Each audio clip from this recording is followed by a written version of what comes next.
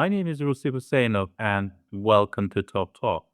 Over the past month, US President Donald Trump has compressed its ultimatum to the Kremlin, giving Moscow 10 or 12 days to show progress toward ending the war in Ukraine or face a new round of sanctions and tariffs. While the White House frames this gambit as a backstrap to a ceasefire, Turkey is doubling down on its own leverage. Ankara keeps the Turkish Straits close to Russian warships and is deepening its defense industrial ties with key moves that could lock in a more durable Black Sea balance of power. At the same time, Baku and Moscow have plunged into their sharpest quarrel since the 1990s after the death of the two ethnic Azerbaijanis in the Russian town of Yekaterinburg triggered raids on Russia-linked media outlets in Azerbaijan and tit-for-tat detentions. Armenia, another country in South Caucasus, sensing a window, has accelerated its diversification towards the EU and the United States, even as structural energy and trade ties still keep it attached to Russia. In this episode, I will discuss these topics and maybe others with Eugene Chausovsky, Senior Director, Analytical Development and Training at New Life Institute. Hello, Eugene. Thank you for your time. Hi, thanks for having me. I'll jump directly into my first question. President Trump has moved from a 50-day to a 10-day window for Russian concessions. How do you read the logic of this compressed timetable? Classic Trumpian brinkmanship or a serious bid for a grand bargain? What incentives or face saving of ramps could draw the Kremlin, especially the Kremlin, to the table within that horizon? Right. Well, I would say that, yes, this is certainly in line with a lot of the negotiation style that we've seen out of the Trump administration, whether it's over, conflict areas or even what we've seen recently over trade negotiations, where he'll give some deadline and that can be moved up and down just based off of how the negotiation process is going. I think part of the reduction in the amount of time is a clear frustration out of the Trump administration and out of Trump himself that there hasn't been any meaningful progress.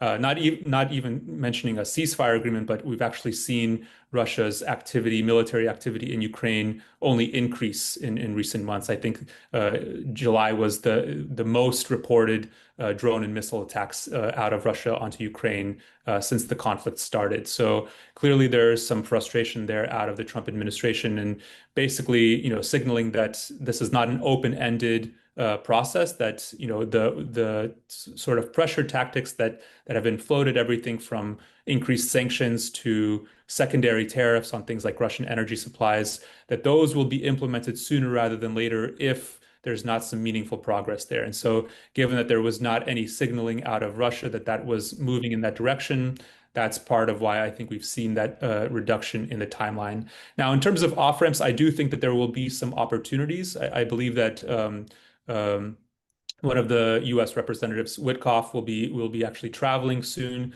to Russia. So notable to see that diplomatic activity does continue. I think that certainly the Trump administration would like to avoid any kind of major flare-ups here in this conflict, especially as they're looking to focus more on things like China and the Middle East.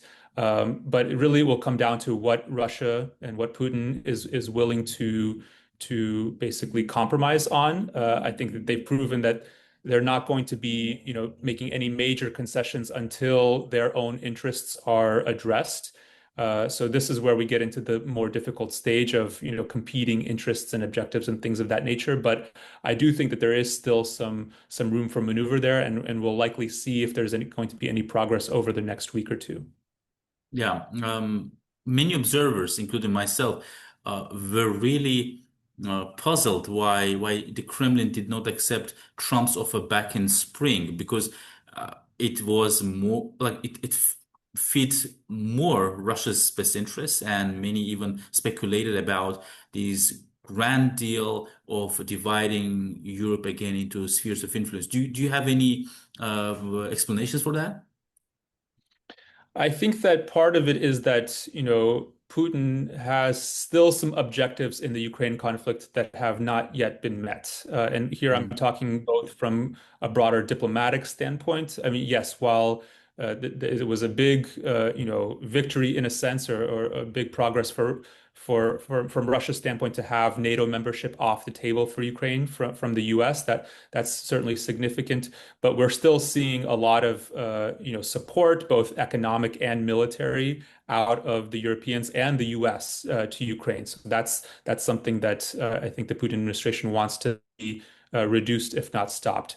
There's also, the situation on the ground, because if you'll remember, it's basically, Russia has already annexed, so to speak, from its end, these four territories of Ukraine, Donetsk, Lugansk, and then Zaporizhia and Kherson, but it doesn't control all of those territories. And in particular, if, Donetsk and Lugansk, the Donbas region, that's been something that Russia has been trying to control going back not only just to 2022, but also all the way back 10 years ago to the initial start of the conflict. So I think from my perspective, Putin perhaps saw that, militarily Russia was making gains, that Ukraine was at a disadvantage, and that he didn't want to necessarily strike a deal before he accomplished both those objectives on the ground, but also the diplomatic phase overall. Yeah, yeah, that makes sense. Thank you so much. Now, a little bit about Turkey, which has leveraged uh, the Ukraine war to reposition itself as a frontline security broker, controlling Black Sea access, deepening defense industrial ties with Kyiv, and expanding its role within NATO's Nordic Baltic flank. How is Ankara translating this newfound cloud into long-term seat at the table of Europe's evolving security architecture, especially as US and EU bandwidth is consumed by Ukraine? What specific levers, maritime control, drone exports, energy transit, or mediation channels give Turkey a durable influence? And where are the limits when America's and Europe's strategic resources are stretched? Yeah, it's a very good question. I think all of those channels that you mentioned, are very much in play from Turkey's perspective. And we've seen that over their ability to essentially, maintain, both support Ukraine with things like, drone technology, but also maintain its relationship with Russia and the West. So continuing imports of Russian energy. Turkey did not actually, join the U.S. and European Union sanctions against Russia, but at the same time, they have maintained close ties with Ukraine and a lot of these NATO countries. And they've been able to essentially leverage that into a prime, I would argue, mediating role in this conflict. And I think we've seen this in terms of the most recent negotiations, the direct negotiations that have been happening between Russia and Ukraine have been happening under Turkish mediation, in Turkey. Those obviously have a lot of, room to grow. There's still some substantial obstacles in terms of the broader ceasefire or peace agreement, but things like prisoner exchanges, more tactical elements, we've seen Turkey basically be a very important element there. And this, by the way, gets, Turkey leverage not only in this theater, but also we've seen Turkey become more active in other theaters in terms of being an important security and diplomatic role.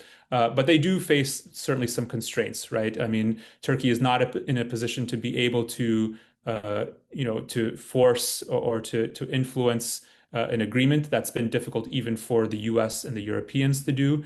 But they have the one advantage, I think, of all of the NATO countries, which is that they have diplomatic, economic, and even security ties with both Russia and Ukraine. So I think if and when we do see some meaningful progress on a ceasefire, I think Turkey will be a very important actor on that front. Right. Let me move the direction of our conversation a little bit eastward, more specifically South Caucasus, from where I'm reaching out to you.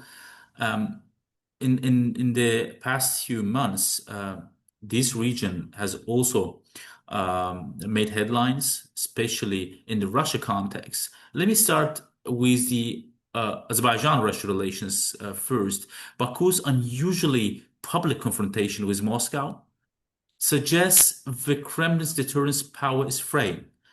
Do you see this as one of clash driven by domestic politics in Russia, or the opening move in a longer context of a transport routes or energy corridors, or changing power dynamics in the region that matter to the West, especially? Yeah, I do think that this is a reflection. I mean, it's a lot of what you've mentioned. There's both a kind of a, a domestic political component, but also it's a reflection of changing power dynamics. So we've seen over the past few years, with Azerbaijan, being able to essentially reclaim Nagorno-Karabakh. This puts, kind of exposed in some ways Russia's weaknesses, or its inability to defend one of its, treaty allies in Armenia.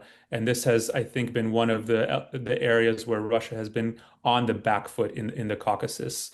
Whether that's the emergence of Turkey, as we've already talked about, as a more active player, particularly as it relates to Azerbaijan. And this is an area that I think that, you know, um, Azerbaijan has been able to kind of leverage some of its gains in order to have a more direct negotiation process with Armenia, whereas before it was under either Russian mediation or Western mediation, or a combination of the two. And I think both of those proved that they were not sufficient to make any kind of meaningful progress on the diplomatic front, which is when we saw the situation change, on the ground, and then have the kind of diplomatic implications. So certainly, that can create some tensions, as we've seen between Azerbaijan and Russia, even I would argue between Armenia and Russia as well, as Armenia is looking for alternative options, or at least supplemental options for, for security providers and things of that nature. So I do think this is an area where Russia has been decreasing its influence, but I also wouldn't go so far as to say that Russia is completely out of the region. It still maintains a lot of influence. It's been more successful, or it's at least made more gains in other theaters. So it's not a zero sum all or nothing, equation, certainly. But this does goes to show how, these types of things can create more dynamism when we have these shifting power dynamics in play. Eugene, you refer to Armenia, which has been an uneasy partner for Russia in the past few years. Can we elaborate this a little bit more in the context of Prime Minister Nikol Pashinyan's visit to Turkey and his attempts to push the rapprochement with Turkey, this Abu Dhabi meeting between the leaders of Armenia and Azerbaijan, which effectively sidelined Russia from the peace process, adding a strategic twist. U.S. officials are reportedly courting an American engineering consortium, quasi-military company, as some describe, to build the Armenian segment, not only build, but also even guard the Armenian segment of the Zangezur corridor. To what extent could this trio of moves, high-level diplomacy with Ankara, direct talks with Baku, and potential U.S. corporate involvement in the aforementioned corridor, genuinely losing Yerevan's security and economic reliance on Russia? What concrete milestones, both demarcation, partial corridor opening, signed U.S. contract, would signal that the pivot is becoming irreversible? That's a very good question. And it's a difficult one to answer, honestly, because there's a lot of complex factors. There's a number of different players. Yes, it is true that, Armenia, as we've already discussed, has been looking to pivot away from Russia, or at least to supplement some of its relationships with, whether that be with Western countries, whether that be with, countries in the global South, like the Gulf states, or even exploring some kind of, opening with Turkey, which obviously all of this has important implications for Azerbaijan. But I wouldn't go so far as to say that, Russia is still very much active in the region. And even if it's lost influence, and even, if Armenia is very displeased with the state of relations, I think it's still there. It still has a powerful military. It's still present within Armenia. I think it's important to remember that Russia still retains troops there. And as well as a lot of economic connections and influence. So even if that were to continue to decrease, I think Russia still retains a spoiling type of role, or a spoiler role, which is why I think what you mentioned on these corridors, there's a lot of potential there, and but there's also been a lot of potential for many years, and I think there has been some progress, but I think we're still we're not quite to the point yet where that can actually be functionally implemented because of various political and geopolitical considerations. Certainly it looks to be improving, but there's always the potential for some kind of setbacks. And we know that, countries like Russia, and I would also include Iran here, have an interest in trying to complicate, if not derail, those types of projects altogether. So, we'll have to see if, some of these meetings and agreements actually lead to tangible results. But at this point, quite honestly, it's difficult to say how realistic it is, at least in the near term. Yeah. Well, good arguments. And to summarize this conversation, and this will be my last question. Amid fluid great power dynamics, from tentative US-Russia probing over Ukraine to Europe's own security reboot and Turkey's activism, smaller post-Soviet countries suddenly enjoy more room to maneuver than at any time since the 1990s.